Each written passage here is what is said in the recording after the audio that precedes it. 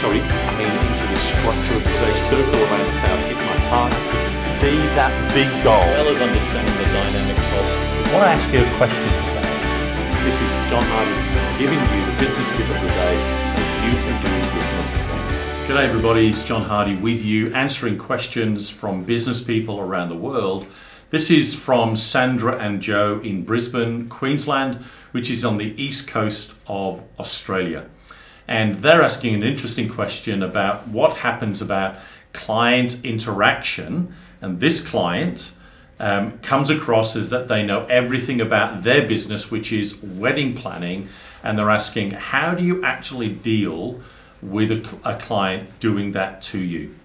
I think the challenge we face is with clients at any time is how we actually deal with client problems. And we've done a show on this.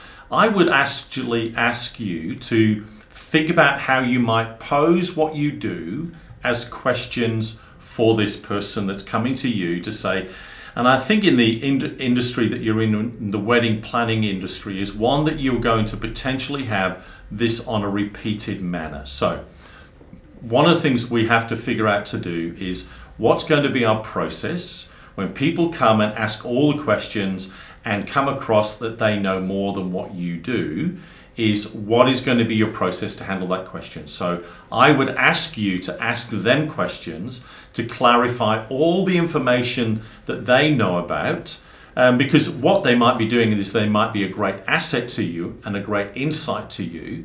But what you want to do is bring back to them the strengths that you have in the industry.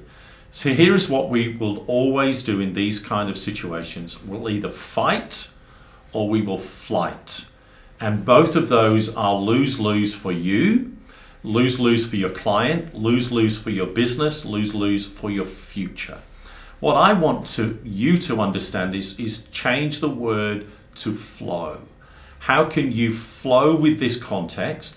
How can you flow with this client? How can you turn that into a win and to an asset for you that will become a strength for you, for them, and for the relationship going forward? Because they're a client, they want you as a wedding planner, they know a lot about it, seemingly, and I think you've got to be bold enough at some times to say, look, we really appreciate your input. But what we have done is we've been in the industry, like myself, for 17 years. I've got some experience. I understand the world and what I'm doing. Really appreciate your incredible interest in this, but please let us do our job. And what we'll do is free you from any of those responsibilities. Anytime you can send us an email, ask us a question, but we know we've got a fair, good handle on this. And I think as owners of businesses, we've got to come across looking in the mirror. I know what I'm about. I know what I'm doing, and I know I can deliver the service you're asking me to do. And it's understanding that, because when a customer comes to you, it seemingly knows more than you do.